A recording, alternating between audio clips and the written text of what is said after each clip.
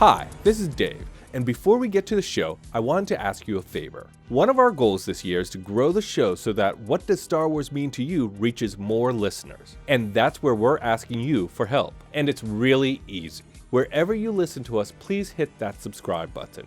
If you're liking the show, give us a 5-star rating and review on the platform you listen to us. We make a lot of fun of the algorithm and the smash that button thing, but it really does help us get noticed by new fans. And if you want to join in on the conversation, find us on social at Star Wars Mean to You. That's Star Wars Mean, the number 2 in the letter U.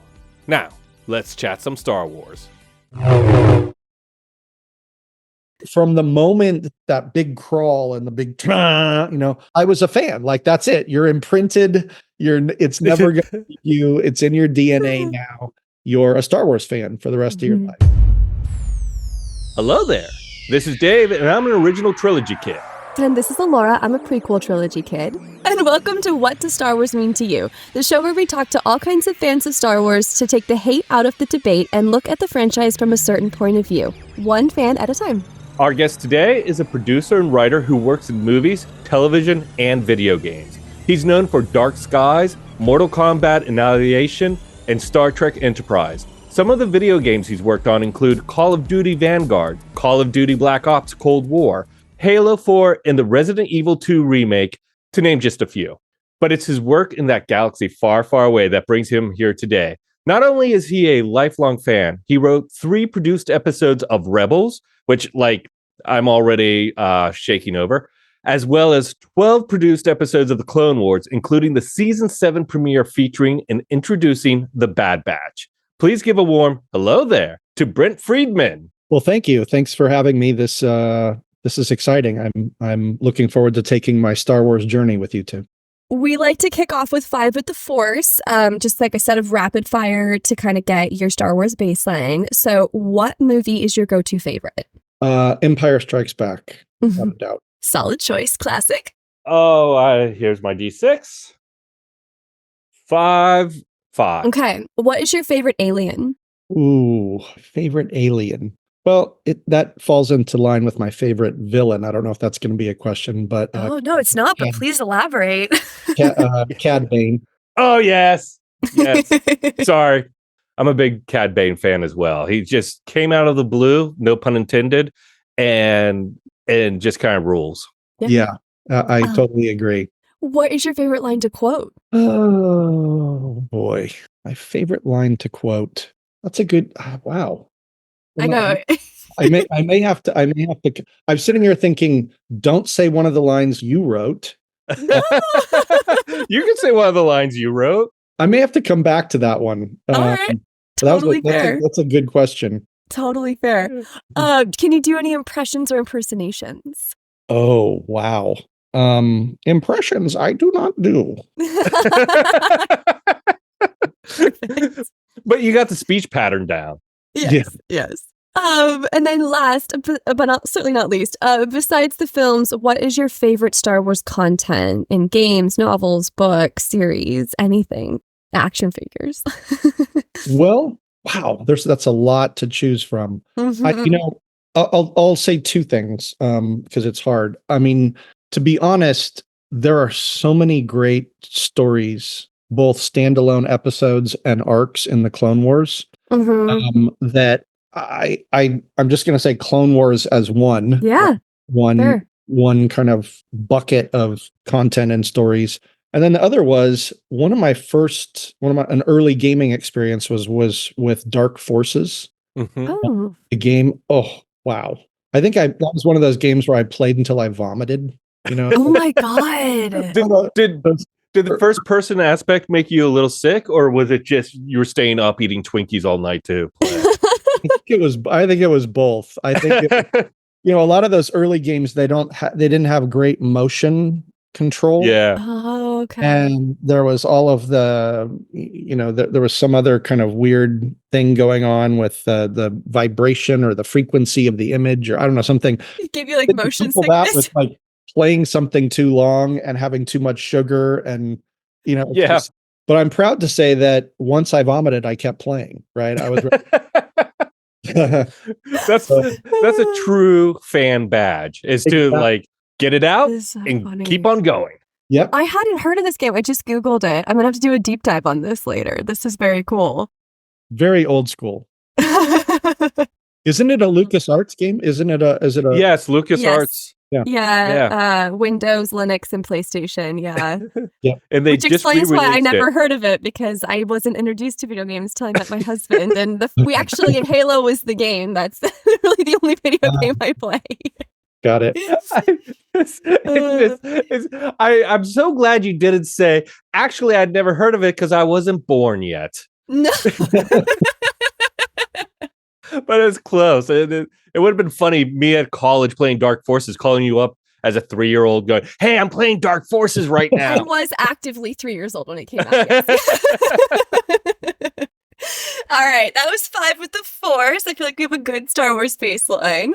Yes. And it's funny about Clone Wars. Laura and I were just talking about it before you jumped on. And one of the things, watching it, I've been watching some of your episodes today. And one of the things that strikes me about Clone Wars so much is that it's kind of like a war story. It's Twilight Zone around war stories, whereas it's like a large ensemble cast where you're going in each arc is kind of a different aspect of the war, but it is so dark and brooding, and each one has a lesson. And I think that's an aspect as well, that there is a lesson, a morality with each one. Yeah. You're talking about the fortune cookies. Yes, at the top. Yeah. It's funny because a lot of times, that was never something that was discussed. We can get into this more in depth because I think, I don't know how many we will. how many Clone Wars writers you've had on the show, but you're our first, so you're okay, breaking great. the barriers. Great. So I'm going to be able to talk a little bit about the process of how we made that show, and even to a degree how it was different than the Rebels writing room, right? Like that'd be great. both. So we can talk a little bit about that. But the point being is that those fortune cookies, if you will, or those little messages, feel like a throwaway, right? But they were never off. They were usually actually. I don't remember them ever being discussed in the room as part of. That was something where it's like, you go back, you're going to write your episodes that we've talked about in the room, and then it's your job to kind of come up with the fortune cookie. And here's the thing, is that, well, it seems just like a little throwaway thing at the beginning. It would often, for me, I can't speak for other writers, it would help galvanize what the point of the episode, right? It almost becomes like this thematic idea that you're like, okay, once I have that, I need to say something up front, right? That's the format of the show. Right. So trying to say, like, what is my point here? And then how do I prove that out? So it really served a great purpose, not just in the storytelling, but also for the storyteller. Yeah. It was the thesis. It was the thesis. It's the theme of the episode almost. Yeah. A quick little, my own kind of dirty secret with Clone Wars. After the fortune cookie, there was like the announcer coming in and saying, geniuses, this is happening, and Anakin Skywalker is doing this, and we're going over here. And it drove me nuts for so long. And then at one point, like late, maybe even in 2020, I was rewatching it again, and I realized, oh, this is the crawl with images. That's all it is. And it made it, it turned the corner for me, and I was like, oh, this is actually kind of awesome. Oh, yeah. Sorry, I'm fanning out a little bit. No, look, you know what? You're absolutely right. That is a fantastic way to think of it. It's as the crawl, but it has images, right? That and that was another fun thing to write. Like it was because it was, if you were doing the first episode in an arc, you had to kind of like come up with an entry point. Like, what are we talking about? There's it's on Naboo. All the Jedi have gathered, and blah blah. Like you're just trying to like kind of figure out, okay, how do I start this whole story, right? Yeah. Not this episode, but set in motion. Usually 3 to 4 episodes, right? That are all part of an arc.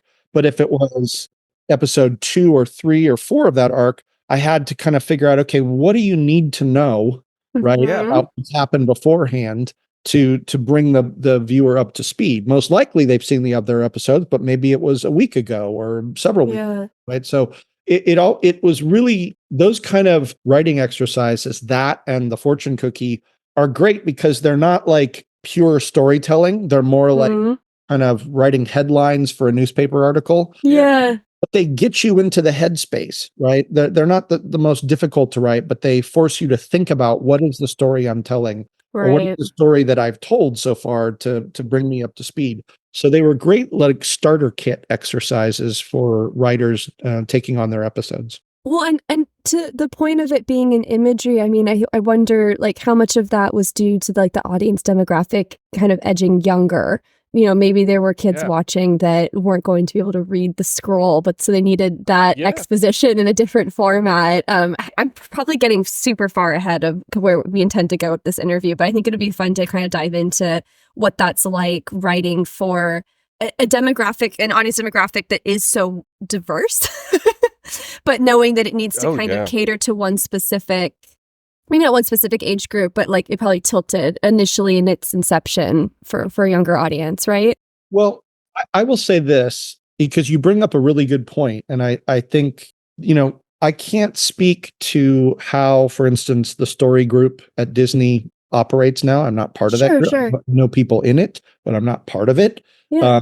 And they have their own criteria and methodology and whatnot. But you know, in the pre-story group days, when it was just a group of writers and George and Dave and some producers at Skywalker Ranch, Yeah.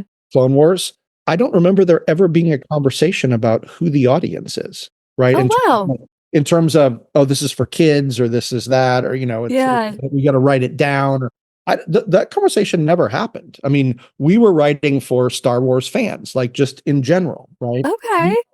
Everyone that was on the staff was a fan. Everyone in the room at large certainly was a fan. Yeah. And we were writing for stories we wanted to tell, right? Yeah. And that we wanted to see. And that was the governing principle, right? Okay. It was never, oh, this is a kid's show, don't forget about, you know, like that was not. Now, I can't say though that maybe George in the back of his mind wasn't thinking that, but it's important to understand that certainly Clone Wars, which was quite different in how it was developed from ideas into scripts, and then certainly, you know, into actual episodes, is quite different, that process, than Rebels, right? Because it's under Disney, and so it's a different umbrella you're working under. With George was the buck stops here. He was the right. It was his. It was his money. It was his world, his universe that he created. So that was it. Like if he wanted to do it, we're doing it. Like that's it. End of discussion. And that was both pressure packed, right? I mean, you're in the room with the creator, right? And out ideas, you know, and he could not like them, and that would feel bad. Sure. But at the same time, it also meant that when he liked something, that was it. We're doing it, right? Like so that trade-off was fantastic. Oh, I bet. As a creative, I can imagine it gets much better than that. And I will say that another thing, and I've seen this come up in interviews and whatnot, and George is on the record, what he created was for kids from the very beginning, right? It was a Valentine to his own childhood, his own interest in Flash Gordon, right? And how those serials inspired him, and that's what I think he wanted to recreate for a new generation. And so that was never far from his mind. And certainly while I think the virtue really of Clone Wars and even Rebels to maybe a little bit lesser extent was the variety of stories you could tell, right? There's some dark characters in the Star Wars universe, right? And so, you know, episodes that focused on bounty hunters, right? Whether it's Cad Bane or whomever, had a darker tinge to them. Stories with Darth Maul, right? And Savage Opress and the witches, and those got very dark. But then there were droid episodes, right? I wrote, right? And so to me, when I look at like why Star Wars is so successful, that's one of the reasons. The spectrum of available storylines, right? You can tell that all feel valid. Is pretty fantastic, especially if you're a writer. It's like, wow, there really are no limitations to what kind of stories I can tell. As long as I adhere to certain principles, I can tell something really fun and light. R2D2 centric, you know, Or saw something really dark, right? Like some of the Clone Wars episodes got towards the end of that run. It is an incredible universe where it kind of defies genre in the sense that it is, I'm going to repeat what you just said. You're able to tell all those stories within this same universe. And I don't know if that would work in, say, the Fast and Furious universe, or even maybe the Harry Potter universe. Even though they try to push those boundaries a little bit, I think Star Wars just naturally has this, here's a world, and then you kind of fill it with genre, with the stories that are being told, no matter who's telling them. Yeah. And there's a timelessness and a sophistication to that structure where it taps into, for the adults, taps into the inner child. It's that love letter. It's that nostalgia. But then there's also the stories that like are challenging and like require you to kind of look inward and reflect on the world in very deep and meaningful ways. But then, you know, for the child watching, there's content that is, like really kind of catered more to them, made for them and where they're at and that they can grow with. And I think that that's probably why this has been so successful. I think I think that's what we're all circling. But I kind of want to back up just slightly and just on the topic of time. And I would love to hear like what first introduced you to Star Wars. And you could kind of walk us through that experience. Like, how did you go from young Brent being introduced to Star Wars to sitting at Skywalker Ranch with George Lucas? Yeah, I mean, wow.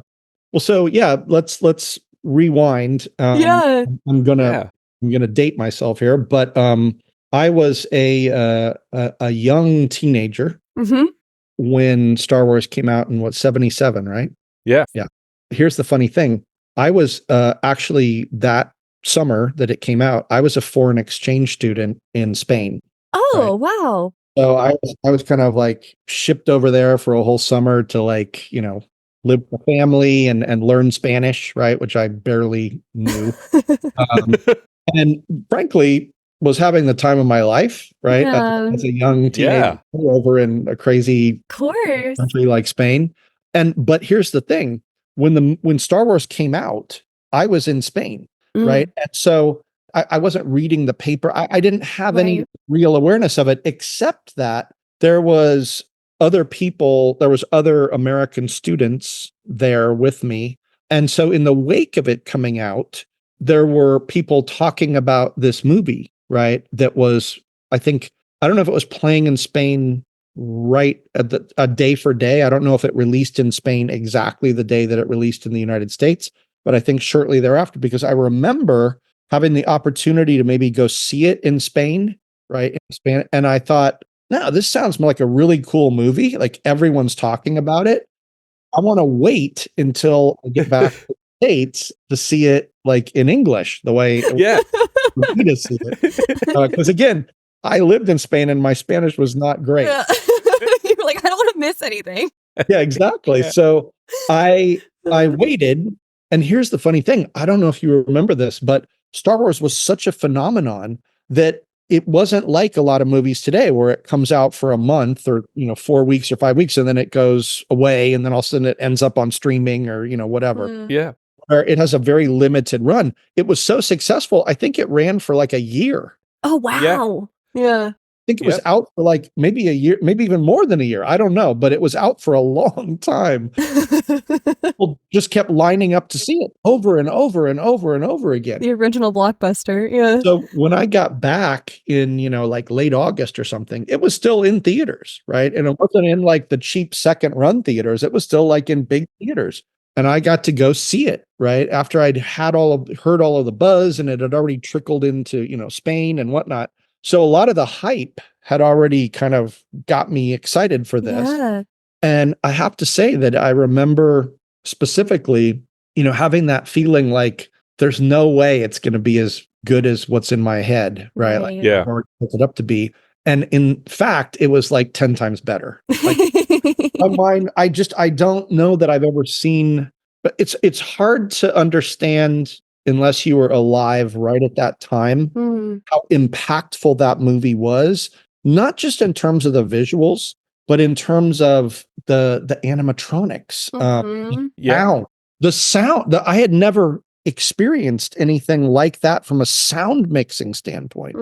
Yep. Every aspect of that film experience was a sensory overload to a young teenage boy. Like, Yes. just like, you know, I could see that. so from the moment that big crawl and the big, I was a fan. Like, that's it. You're imprinted. It's never going to leave you. It's in your DNA now. You're a Star Wars fan for the rest of your life. Absolutely. And I kind of remember, I was a little bit younger, and I remember that they kept re-releasing the movie and like looking in the newspaper, like probably 79, 80, and seeing the ad for it and just getting so excited that it's in theaters because it was so hard to, like, there's no VHS either. So going to the theater was the only way to see it. Once you saw it, did you get into the toys at all? What was your interaction with Star Wars on a day-to-day basis after getting into it? So interestingly, I was never a big collector as a kid, right? And I, for whatever reason, this is funny, the only like figures or whatever that I ever had were for what was when I was younger, for the Planet of the Apes franchise. I had like a Cornelius and a little fort, and I had a tailor on a horse, and like for some reason, like that was just so exciting and appealing to me at whatever age I was. But when Star Wars came out, what I was more interested in than, to a degree, even the characters, was the filmmaking, the storytelling. Like, how did they make this movie? Like that was, I think, one of the things that got me excited about working in the industry, right? And so I remember buying magazines, reading interviews about how they did it and how they made it and the special effects. And those were the things that I was like, I couldn't get enough of. And I will say that I have a very specific memory that the only movie when I was a teenager at that time that I spent like months, I think I even had a calendar where I was marking off days, was the release of The Empire Strikes Back. Keep going. Keep telling the story. You got me hooked. I have to wait years. I have to wait years to find out what happens next. That was such a big part of my fandom, was just learning everything I could about the making of Star Wars and then anticipating the next chapter being told, much more so really than the specific storytelling or the characters, all of which I was fascinated by. But I really got drawn into kind of the creation of it and how that inspired me and set me on my own path. You had said that Star Wars had blown your expectations out of the water, essentially. You expected something, but it was 10 times better. When you saw Empire Strikes Back, did you have that same experience? I mean, so interestingly, it didn't have quite the same sensory overload for me, right? Because all of the sights and the sounds and whatnot felt like they were just a continuation of the story. That was one of the great things about it. It didn't feel like it was this quantum leap forward, right? I mean, yeah, when you go back and study it now, there are certainly advances, but again, to a teenage boy, it just felt like the next part of the story, right? There was like kind of very seamless in that regard. But the thing is that what drew me in, what changed my whole perception of the franchise, was the deepening of the lore. So all of the scenes with Yoda talking about Force and teaching Luke and him going in and all of the kind of the hero's journey part of it, right? Going in and fighting himself and, all that stuff. That's what blew my mind. So it was, the first movie was more of the filming experience, but then the storytelling in the second was what really connected with me and resonated with me in a way where I felt, I mean, this sounds like I'm overstating it, but it felt very much like a religious experience. It wasn't just a piece of entertainment anymore. It was like a way of thinking or a way of seeing the world that I suddenly identified with. And that notion that, because I was not raised to be religious, and so this started to feel like it was my religion, this idea that we all have this power inside of us, right? And we can find our own connection to the Force. We have tremendous abilities and whatnot. That felt very empowering to me. Sure. It felt very real to me. And so, the second movie really, the storytelling kicked in a way that to this day, I can watch. I've probably seen that movie 50 times. And every time it strikes a chord in me still. Right.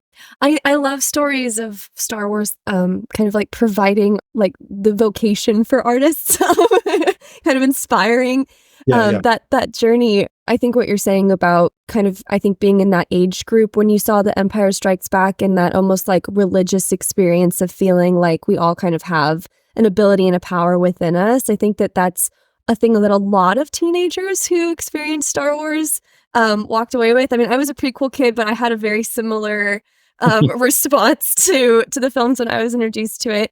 And so I think my question is, if A New Hope was the interest in filmmaking in general, and The Empire was the interest in storytelling, kind of what was your next step from there? How did you get into writing? So, I never considered that writing for Star Wars in any capacity was a possibility. Sure. That just seemed like That's a dream come true. yeah, I mean, to me, like I would equate that with like getting a golden ticket and going into the Willy Wonka's chocolate factory. 1,000%. Yeah. There's only 6 tickets out there. The chance that you're going to get one is very small. You did. Honestly, it wasn't even a fantasy of mine. Mm-hmm. Why would I entertain that and torture myself? Right. So without ever considering it, it just so happened that probably around 2009, I had started a digital media company, and I was working with a writer on a project that we were developing for MTV. And it just so happened that he was already on the writing staff of Clone Wars for season 3. Oh, very cool. And so he and I developed a friendship and a working relationship. And it turned out that when Clone Wars was heading back into season 4, there was a vacancy, right? And they needed a writer for the staff to round out the staff, and he recommended me. So I went and good friend. or the editorial board of Filoni and Carrie Silver and wow, who else, and had an interview. And then they read some work of mine, and I think I did a second interview. I remember it was a bit of a process. There was some hoops to jump through, and somehow was like, okay, you're in. You're on the season 4 writing staff. And I was like, wow. Wait, is this really happening, or am I being punked? Like, right. Does anyone know that I was let into this room? Like, where's the adult? Yeah. Yeah. I feel that all the time in my work. Yeah, this is a great punking if it's not real.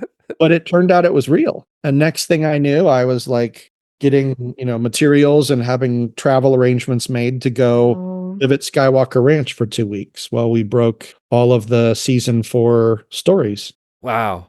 And I was like, wow, I am going to the chocolate factory, right? I mean, yes. I can't believe this. And that started a 4-year process for me where I was there for 4 seasons, right?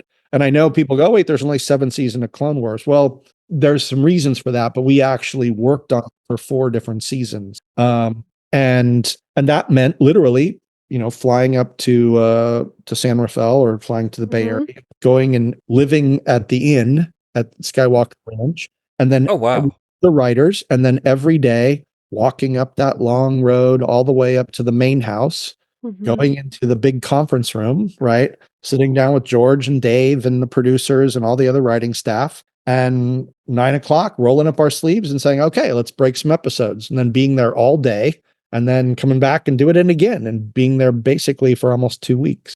How fulfilling as a writer to live out, you even said it though, like not even a dream you allowed yourself to dream up in your youth. What a compliment to be in the room. Like, I mean, I have to say that with all candor, the first couple days of the first season that I was there, I was really battling the imposter complex. Oh, sure. Oh, yes. Yeah. Okay, so I'm a fan, but I don't know everything. I can't quote everything. Like, I hope they say, well, okay, so what storyline do you want to pick up? What thread that hasn't been followed do you want to be like?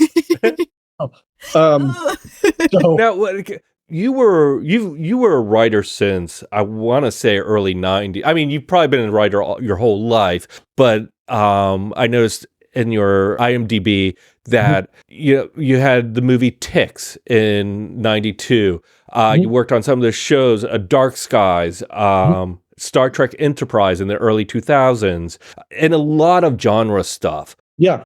I'm sure in each instance, because if it were me, I would feel this way, a sense of imposter syndrome in each one. Like if someone bought my screenplay ticks, I'd be like, what are you doing? What? Okay, here you go. But I love it, but I don't understand who's punking me, Right. When you started working on Star Wars, did you fan out on any other project like you might have for Star Wars? Or do you approach each project as an adult and you're like, well, this is how you do things, and I'll just write this because that's what I'm hired to do? Well, it's a good question. I honestly, certainly on, I'll say something like Ticks or even Dark Skies, those were original creations, right? So I didn't need to have an imposter complex because if I was talking to someone who was making it, they'd already been, it's been validated, right? So Yeah. Absolutely. I didn't True. feel like an imposter. I think the imposter complex came because the situation with Star Wars was so unique. The context in which I was working on that is that you're sitting in the room with the creator, right? Yeah. And I don't mean just the guy who created Star Wars, but George F. and Lucas. I was gonna say. So, Yeah. so, Yes. by the time I'm sitting there, another huge movie for me was Raiders of the Lost Ark. So the fact that George, that came from a story of his, and he, that he did that franchise too, like the reverence that I was looking at George with. So it was partly the Star Wars universe, but it was also the fact that you're going to be in the room with one of the titans of the entertainment industry, like someone that'll go down in history as like one of the greatest kind of creators in Hollywood, right? And so that's what brought on the imposter complex, right? Where it's like the depth of my fandom, I know, is not deep enough to sit in a room. It's the whole I'm not worthy. Yes. But I will say that to his credit, George never made me feel or anyone feel any sense of unworthiness. Yeah. Ever. He never said, wait, you don't know that, or you don't like that wasn't a thing. And in fact, I can actually say there were times when he's like, wait, what character is that? Right. And someone would have to fill him in on it, right? It was such a huge universe, right? And especially if you start talking about the EU or other kind of like media or something, there would be times when he would not know something and I'd feel so good. I feel Because now and the creator has little tiny gaps in his knowledge to some degree. But he was so generous in inviting people in and making the conversations and the story development exciting and fun that, once I was able to get out of my own head after a couple days and not be intimidated anymore and feel like, wow, I'm actually, contributing to these conversations, and everyone is so, friendly, and especially George. And I just said, I'm not intimidated anymore. I'm not an imposter. I belong here. And it just became like, increasingly more fun each year that we went back, because a lot of the writers were rolling over and carrying over. And it was like this core group of like friends and veterans of the Clone Wars. Like we were our own kind of special unit. Yeah. You were your own bad bat. Exactly. Yes, exactly.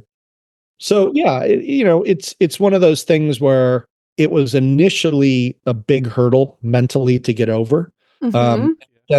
Then after a while, you realize what a privilege it is, and you soak up every moment of it. Yeah, it sounds like an incredible privilege. And kind of speaking of that, I'm always curious when I talk to content creators who work in the Star Wars universe. What did you add to Star Wars canon that you are particularly proud of? Ooh, there's a great question. We're going to start getting into the nitty-gritty. Yeah. Well, there's a couple characters that I can't say that I created the character, because the way that the storytelling worked in Clone Wars and Rebels also to some degree was that, the writers would gather for their, story break sessions, and there would already be like log lines, little, maybe a paragraph of like, okay, it's going to be an episode about this, right? And so sometimes there would already be a new character, like, oh, there's going to be a new general who's introduced, or there's going to be and then, but it was up to the writers, like, or in the course of the story break, those characters would often take a little shape, right? But then you, as the writer, have to give them voice. You have to, make them flesh and blood, as it were, in 360 and whatnot.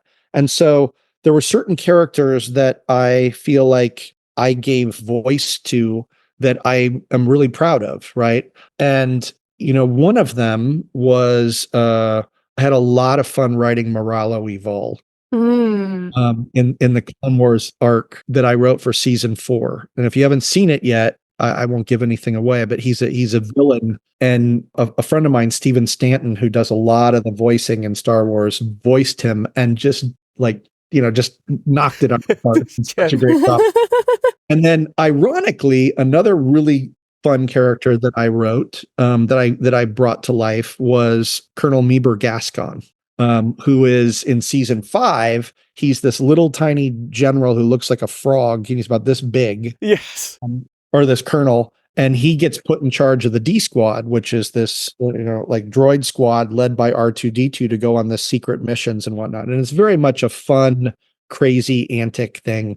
But again, Steven Stanton brought Meeber Gascon to life and did an amazing job with him. And so those two characters, those were like my contributions, because a lot, those episodes had, all the regulars, Obi-Wan and Anakin, Ahsoka, and Rex and Rex and Cad Bane and whatnot. So all of that, I think I did my best with, but those unique characters that did not exist.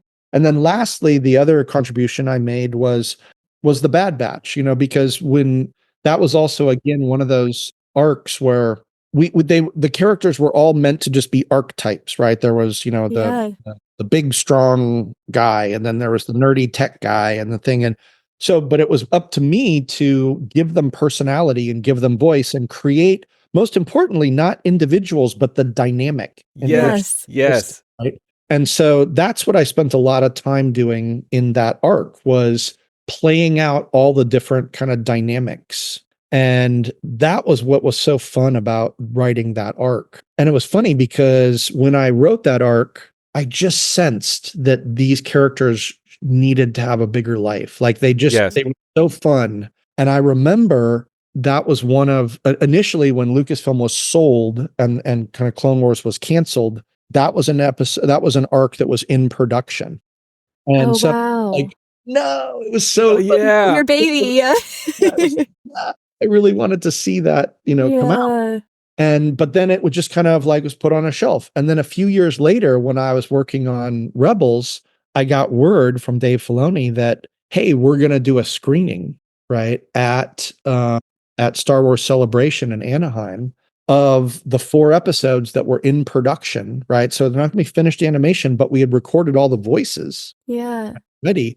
So we're going to, and we already have kind of a mix. And so we're going to do a screening of those 4 unfinished or work in progress episodes. Do you want to come and be on a panel and talk about it afterwards? And I was like, yes. I said, well, I don't know about talking about it afterwards, but I want to see them. And what was amazing was it was a packed house. I don't know, like there was probably 1,000 or 2,000 people in this big, huge room. And we watched these episodes back to back to back to back, right? All 4. And the audience loved them, even in an unfinished state. That was one of the most gratifying experiences of my career, because, usually when you have television produced, you don't have any audience interaction, right? Because it's all people are watching at home on their screens. But this was actually 4 episodes of TV that were projected on a huge screen with Star Wars fans, not just any audience, but hardcore Star Wars fans. So it was incredible. Watching it with them and feeling how excited they were by the introduction of these 4 new kind of, clone commandos with desirable mutations as desirable mutations.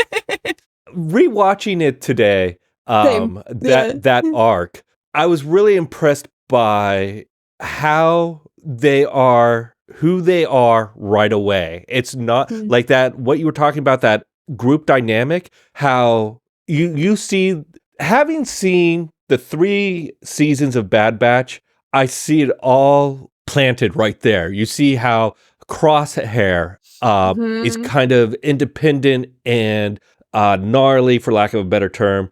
How Wrecker is a little bit of the comedic relief, and also just a wrecker, and same with Tech, and then Hunter.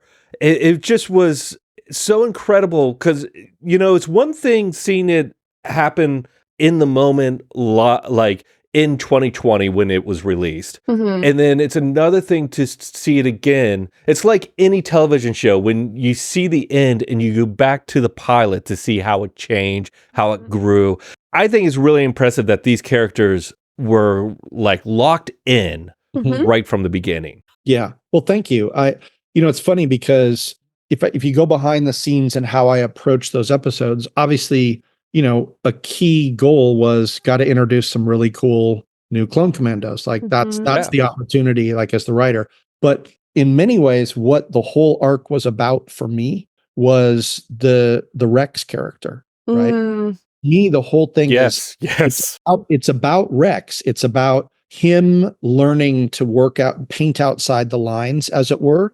And so under the bigger thematic idea, it's about letting go. And so it's funny because in a way it's almost like that's always the idea with Jedi, which is letting go. You have to let go of your emotions. Yes. And so for me it was like that idea was this is Rex's time, right, to go through that trial by fire where he had personal attachment to Echo, right?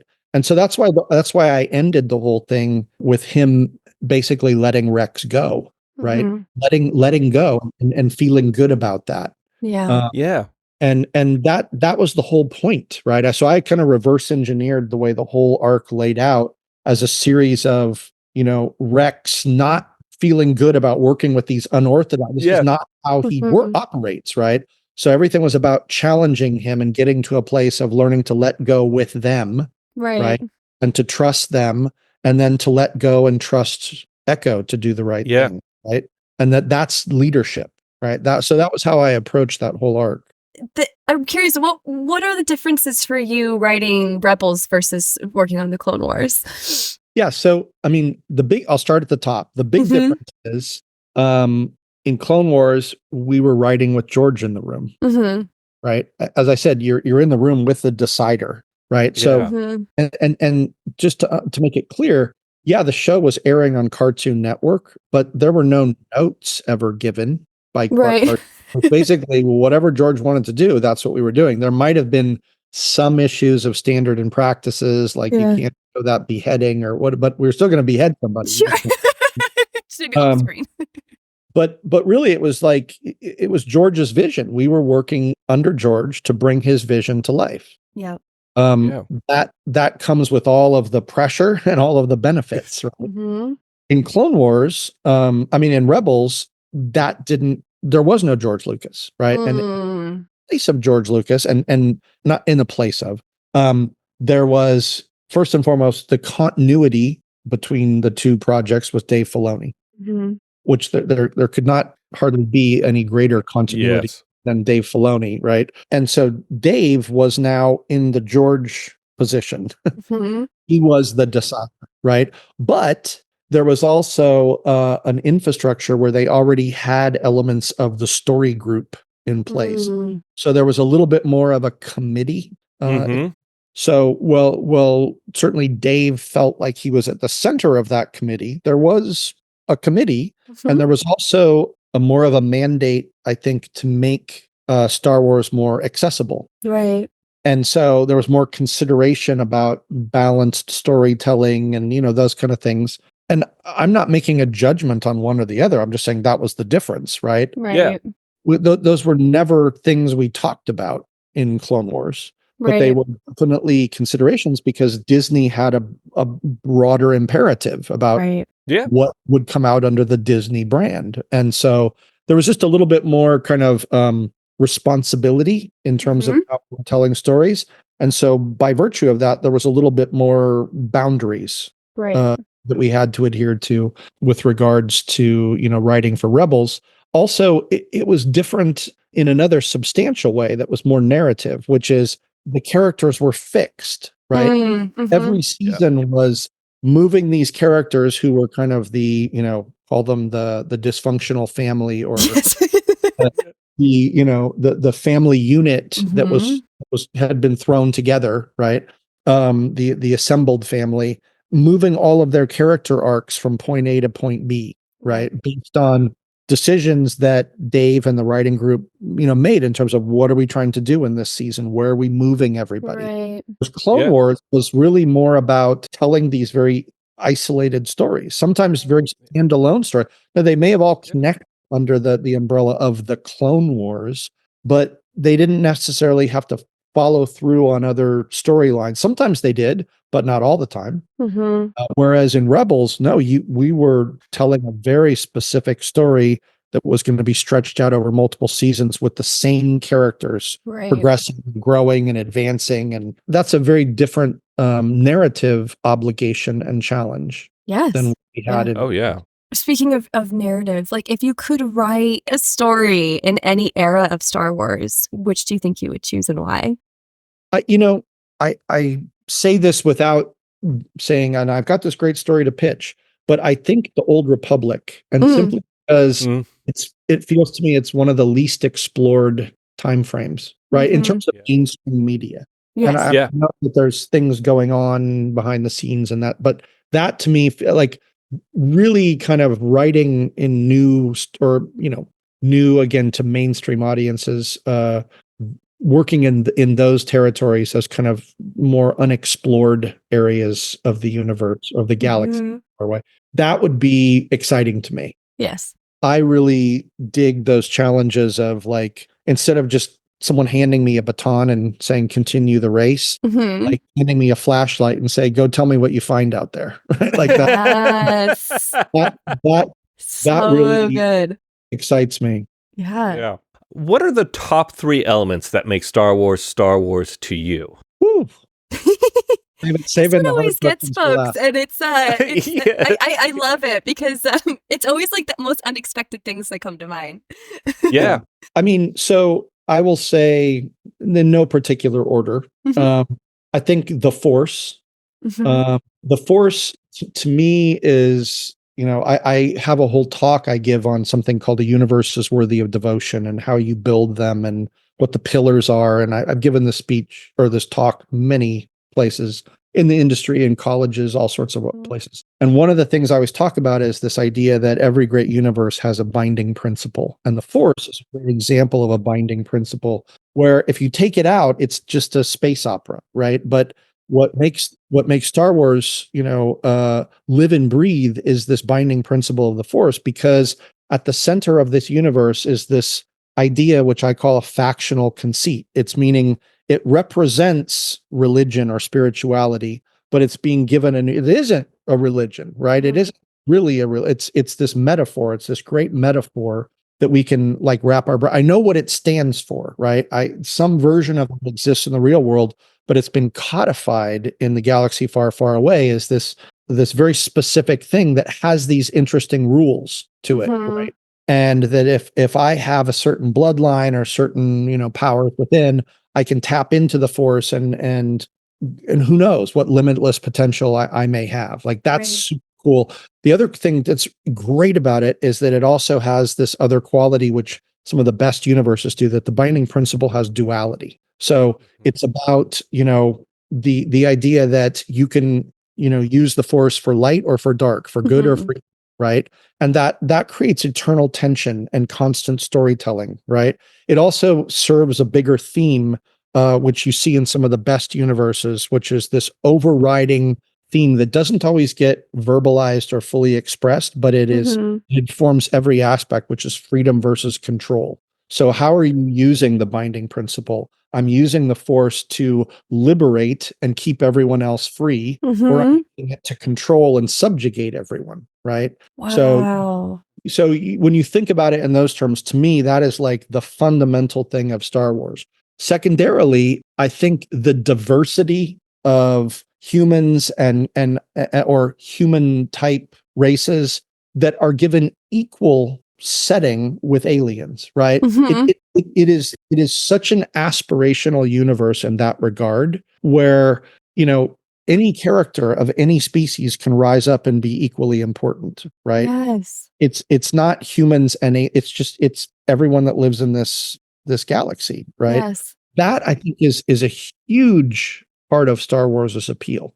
And so I think it's the binding principle, it's the spectrum of characters and the possibilities there. And then the last thing is more stylistic, which is that idea of used future. I think that was such, again, going back to my childhood, the only like real space movie that I can remember seeing before Star Wars of any significance was 2001. Which I was shown way too early in my life, and I still have nightmares about it. But the thing is that Kubrick's vision was of a perfectly pristine future, right? The ships were pristine. I mean, it was an amazing vision and it was presented with a level of skill and clarity like no one had seen before.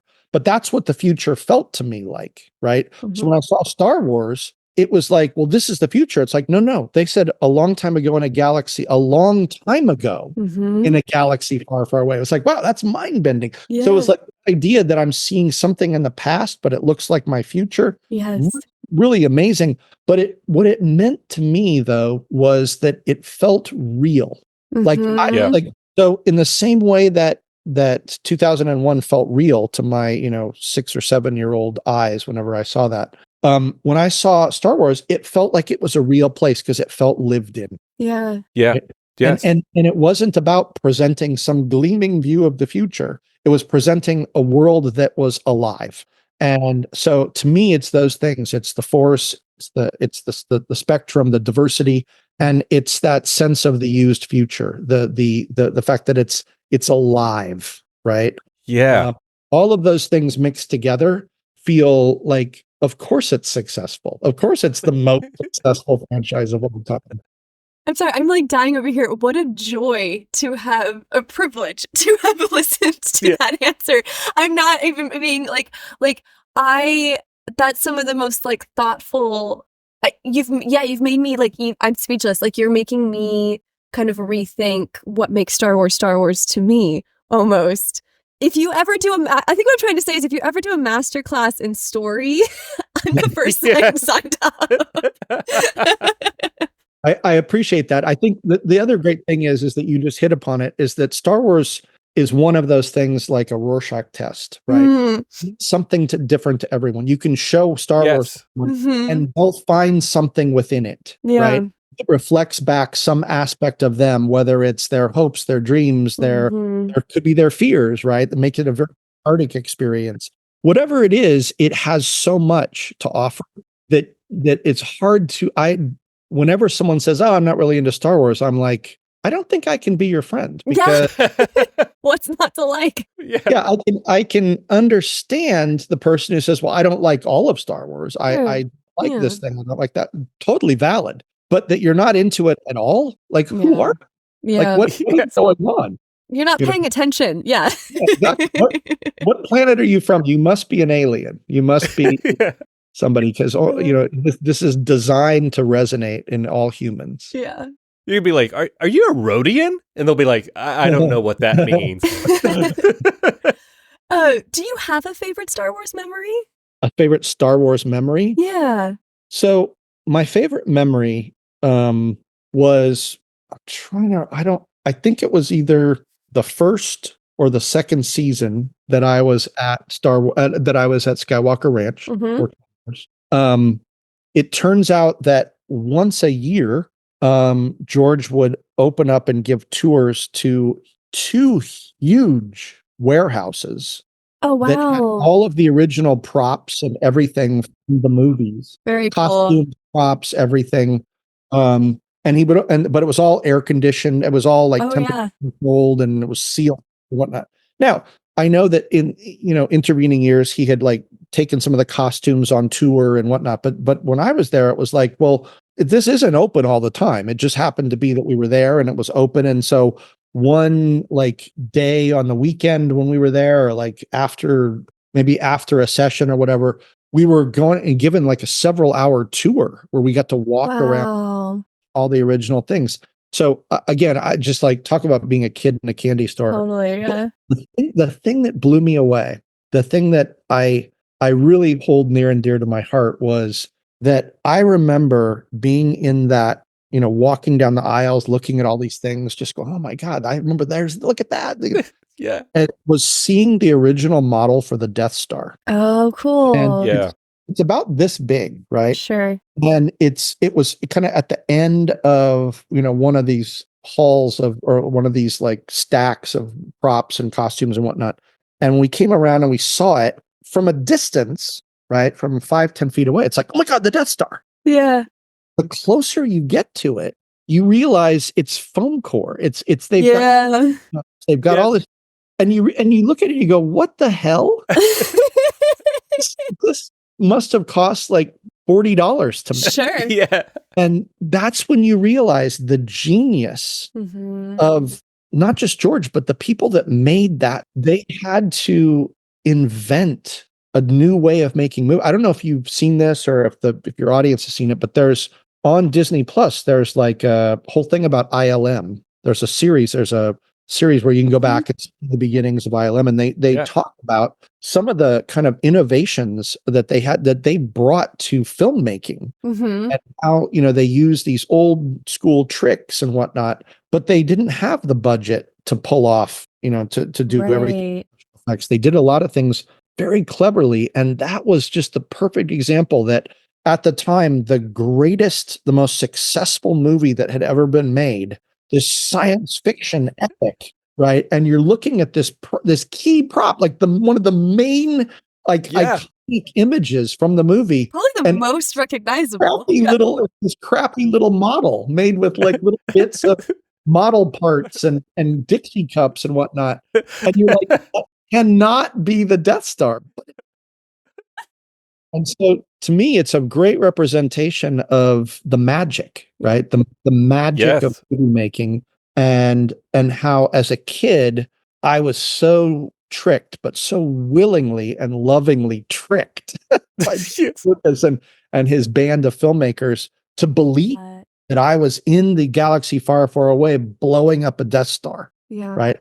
A big, huge Death Star. I don't know if people, if audiences really comprehend how, I'm going to use a negative word, so I apologize, but how shoddy movie props are. Because, like, they look so real on screen, but you get them in your hand and you're like, oh, this is a painted Nerf gun. This isn't a laser gun. And I can actually see Nerf on the handle. It's that, it's a little bit of that disconnect that film allows, which is really amazing. And the other thing I wanted to ask, I have two follow-up questions.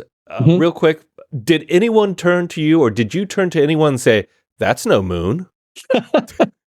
And if there was one prop that you could take away from that tour, if George was like, hey, take whatever you want, take one thing, is there a prop that you'd be like, okay, I'm going to grab this one? Yes, I know exactly what it would be. It was an early maquette for Jabba the Hutt. Oh, yeah. And it was the weirdest. I mean, if what they originally conceived to be Jabba the Hutt had been Jabba the Hutt, there would have been kids having nightmares. Oh my God. It was the weirdest. It was like, what the heck? Yeah. But it's so interesting and and just to have that thing, right? Well, it's like, it was originally going to be Jabba. Like, I would love that. That's so funny. I did not expect that. That was great. Yeah. So our final question for you. We've talked a lot about your Star Wars journey. Creative process. The duality, those wonderful elements you talked about, seeing it in the theaters after waiting all summer in Spain to see it. I don't think I'd have that patience. Can you tell us, what does Star Wars mean to you? I think Star Wars, if I had to, put it into words, it's, as a creator, it's what I'm shooting for.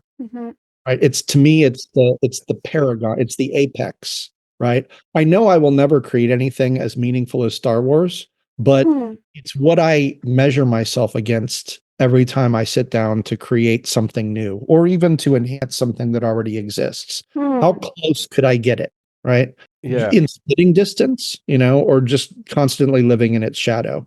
It's kind of that thing that feels unattainable, but you still use it as right? Yeah. And it's a constant source of inspiration to me creatively. So yeah, to me, it's the bar against which I measure everything I do. Wow. That's amazing. That's a spectacular answer. Thanks for sharing that with us. Yeah. I want to circle back to the question that I passed on. Because, Yes. Your favorite line to quote. yes.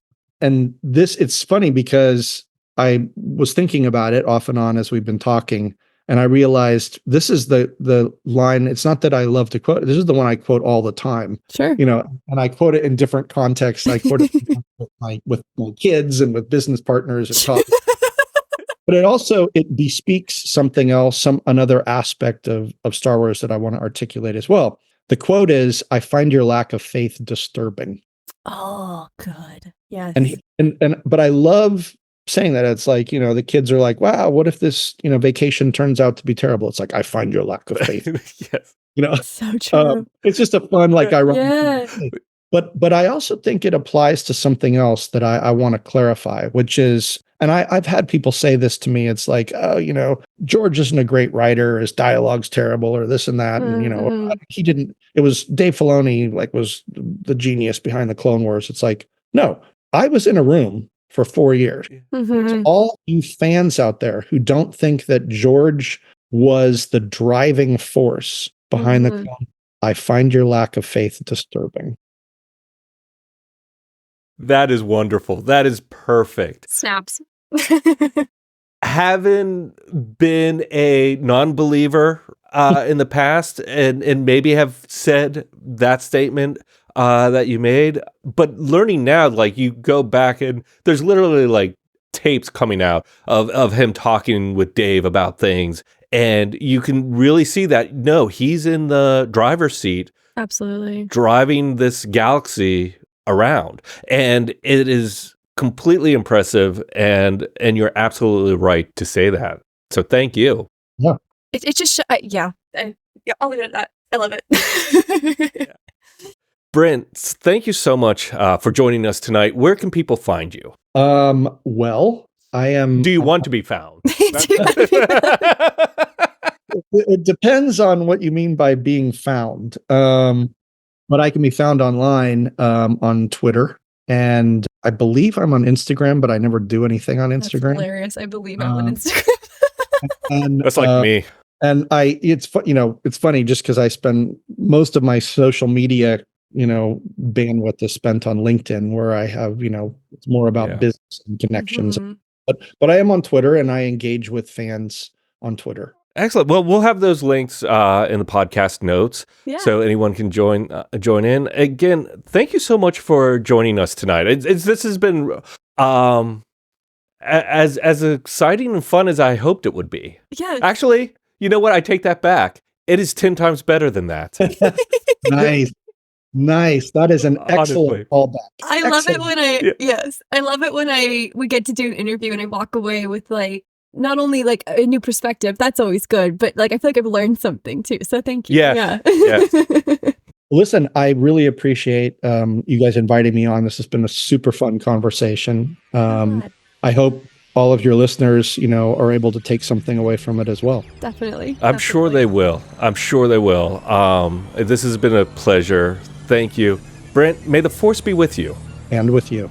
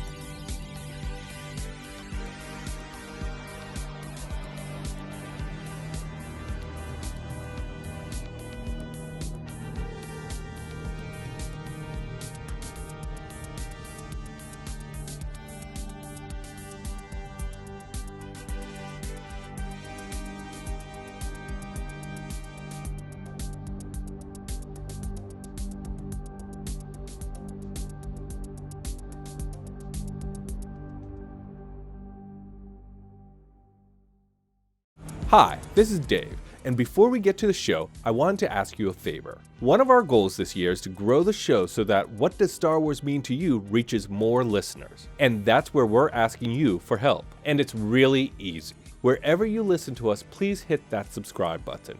If you're liking the show, give us a 5-star rating and review on the platform you listen to us. We make a lot of fun of the algorithm and the smash that button thing, but it really does help us get noticed by new fans. And if you want to join in on the conversation, find us on social at Star Wars Mean to You. That's Star Wars Mean, the number 2 in the letter U.